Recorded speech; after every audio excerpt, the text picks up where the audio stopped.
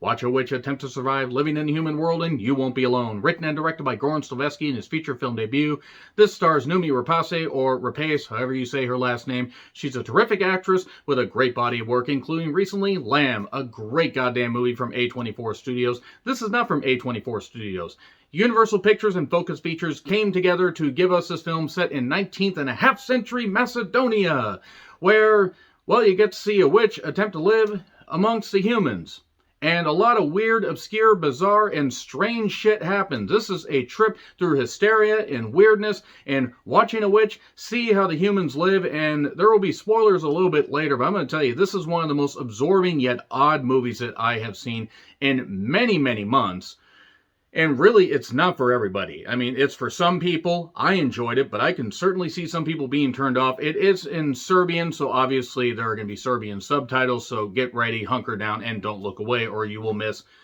Even though there's some translation issues, because there's always going to be among, any, subtitle work, you can't find exact meanings for every single thing, because there are some universal pieces in languages, but not all. But Numi was fan-fucking-tastic in this, but there are other actors, like Alice Eglert, who was Bilana. And there's Maria / the Wolf Eateress. That's a terrific goddamn wrestling gimmick just waiting to happen. Anna Maria Marnica. I hope I pronounce these names even somewhat close. There's also Nevena, who is one of the central characters here. Sarah Kilimowska. And there's also Carlota Lata. And I'm not even going to attempt to pronounce Stamena's name, but, the actress who plays Stamena. There's a lot of Serbian, a lot of foreign names here, but they come together to give us this very, very absorbing and bizarre movie.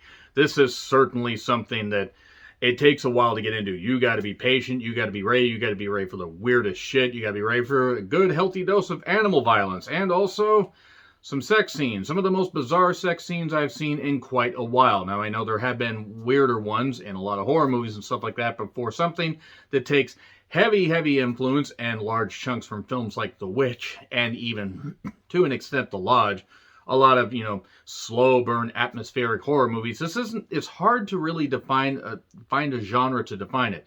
I say psychological drama with horror elements, but there's also a few comedic moments to this. Maybe that's just because I'm a bit weird, but every character is central to the story, even if they just have a bit part. It's just a trip through watching this witch who's afflicted with this curse, basically. Hey, I want to go and live among the humans. Why? I just want to see what it's like to be a human. Give us the human. We will eat the human. That's Princess Mononoke, which is another film I should check out. It's just strange. I could have done without the animal violence. I really fucking could have. But I get it, because it is 19th and a half century Macedonia. Cue the Duck Dodgers reference. So naturally, you have to live off the land, you have to kill animals, you have to do this kind of stuff. But then again, I'm an animal person, so sometimes it makes me weirded out. But it's just so crazy and weird and just a fucking trip. It's almost a goddamn acid trip. You really have to pay close attention. And even then, you probably need to watch this a few times to just understand what's going on, but can you stomach it a second time? Because it's just so strange. There's a lot of narration between the Wolf Eateress, again, terrific fucking wrestling gimmick just waiting to happen, and also Nevena. It's just great because you see, okay, what could happen if you were given this opportunity to live among the humans? Would you stay a witch? Would you want to live among the humans? What would you want to do? How would you want to, ingratiate yourself into a particular village? What would you want to do? Live as an animal, live as a human, live as a bird, free as a bird going above the village. It's just so strange. It's just such a strange and absorbing movie that it's really hard to describe. There is a pact that's basically made where old Maria has a, follower with her so she won't be alone in her old age, because everybody ages, especially if you're in a human body. If you're a witch, you can probably just continue to do what you do and hop from person to person to person and do that kind of stuff. Like you're the goddamn ferryman with his fucking dagger. No, not like that. Not like... I forget that. There was some weird movie with John Rhys Davies that was in it that had something like that. If anybody remembers that movie, please let me know in the comments. John Rhys Davies had a ferryman dagger where you could switch bodies. It was stupid. Why was John Rhys Davies in this? John Rhys Davies was not in this, though. The landscape is haunting and beautiful and just strange and just it's such a fever dream. It's such a trip. So yeah, obviously in the beginning of the movie, there's this pact that's made and everything, and Nevena as a infant is scarred and her voice is affected, but because she's marked by this witch, and the mother begs, she's like, I will give you a Palabalis, please don't take my daughter, at least don't, but then again, don't take her until she turns 16. Has a quick turnaround right there. But then she hides her in a cave, raises her in a cave, so naturally, she's not used to the outside world. Then once she turns 16, she is brought out by the wolf eateress, and then the real weird shit happens, because that wasn't weird enough. So yeah, it's just bizarre. The performances are great. A lot of it is told through facial expressions, and obviously there are the subtitles and everything, but a lot of this is told with the eyes, with just the expressions, and just a lot of great camera work. Great fucking camera work. Bizarre behavior from everybody, considering, well, there's a wolf among, humans, so it's a wolf in not sheep's clothing, even though there's a lot of sheep here, and we get a lot of wool. We get the wild and woolly world of sheep. Boy, that was really hard to say. We get just a lot of oddness and strangeness, and I fucking loved it. I loved every goddamn minute of it. I thought that it was so fucking cool and just great. It's on Peacock. I was gonna watch this in theaters. I was all ready to watch this in theaters, and the closest it was in Seattle, and I was like, well, okay, I can't really get down there. I couldn't. There's just no way I would have been able to have the time to do that, because I'm very busy with work and other things. But when I saw, it's on Amazon Video, I'm not going to pay $20, so I'll wait until it drops, because if it turns out that I hate it, then I feel like I wasted $20. And then I checked today, and it just dropped on the Cock. So I was like, all right, let me give it a shot. And I'm glad I did. Even as I'm still trying to rack my brain about what exactly I saw, the story is complex yet simple. It has a good narrative to it. It's just a bizarre, wild spiderweb narrative. And sorry I'm not home right now. I have a narrative that's a spiderweb. Leave a message and I'll call you back. And at first we just see the wolf eaters, and we see Nevena wander around and everything. But Nevena obviously is against this whole idea of, well, being somebody that has to kill animals and have to do all this stuff. She wants to do her own thing. No, Ma, you're not the boss of me, wolf eateress. You're not the boss of me. Boy, how many times has that been said in the movie? Exactly once in this. And she says, fine, you're on your own. Bye. Just goes off into the wilderness. Then again, it's 19th and a half century Macedonia. I assume everything was wilderness by this point. And then we see how Nevena fits in to the village, and then again the real weird shit happens, because we get to see what happens when you try to have sex with a witch. I'm getting into spoilers here in a little bit, but the movie's so strange and great and just absorbing and so bizarre that it's one of my favorite films of the year by far. It is on Peacock. You can check it out. I could totally see some people not enjoying this. In fact, I could see a large chunk of people not liking this. And I totally understand if you guys don't like it. That is totally fine. We all like different things. This is slow burn and obscure and strange, and it's not going to be for everybody. And I wasn't even sure at first that it was going to be for me, but it turned out to be something that I absolutely am glad I stuck with. Patience is a virtue. Not right now, it isn't. Wait, that's another review that I did. A retro review of The Mummy that you can check out that's on this channel. It's just so great and weird and bizarre. Now I'm going to get into spoilers, but it's on Peacock. Please check it out. 100% worth it.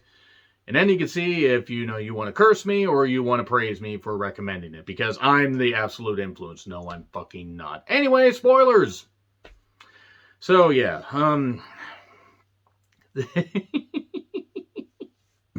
was back when you could just sneak into a village. So all that stuff that I said, that's not necessarily spoilers. She gets into this village where the women can talk among themselves, but when the men are around, you don't talk, or otherwise you get slapped, because good old Macedonian masculine issues. Yeah, I was gonna say something else, and then I just totally lost the alliteration. So yeah, at one point, Numi has a kid, has a baby. And then she wonders why Nevena's around and everything and doing this. And then she gets stabbed instantly, killed. And the way to basically possess somebody is to rip out their guts and put them in your chest. Or rip out something from them and put them in your chest. And then you become that person, I guess. That's what I ascertained from the movie. It was really, really weird, but she gets killed in record time. I mean, seriously, no, she gets killed a lot in movies. It's very, very strange. But then she's running around naked, chasing after animals, more like nude me. I'm sorry. I'm sorry. People probably turned off the review right there.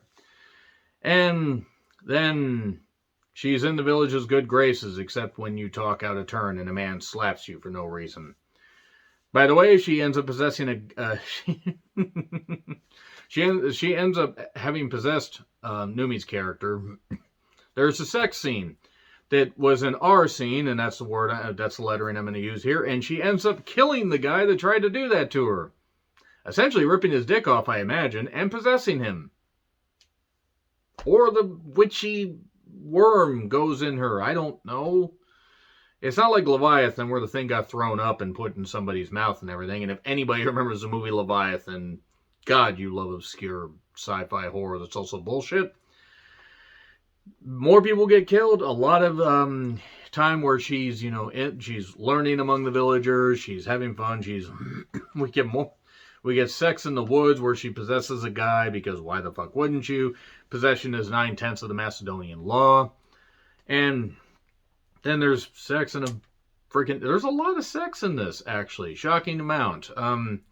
There's at one point sex in a hayloft, Haystacks Calhoun, as it were. Really didn't need to picture Haystacks Calhoun having sex. If you know, you know. And now I must purge that thought from my brain. At one point, then this girl falls off a cliff. Why? Maybe they were trying to reenact Midsummer before Midsummer existed, or existed in a different part of the world. Who knows? So now the kid's possessed. And she lives among them as the kid, so she can really grow up and experience life.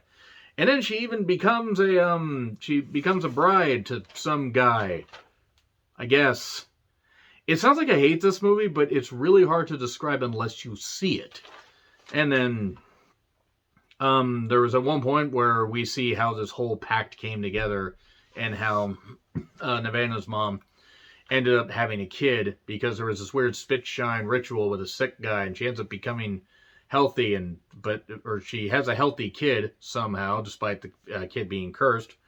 And then at one point a witch gets burned. I think somebody as a witch gets burned.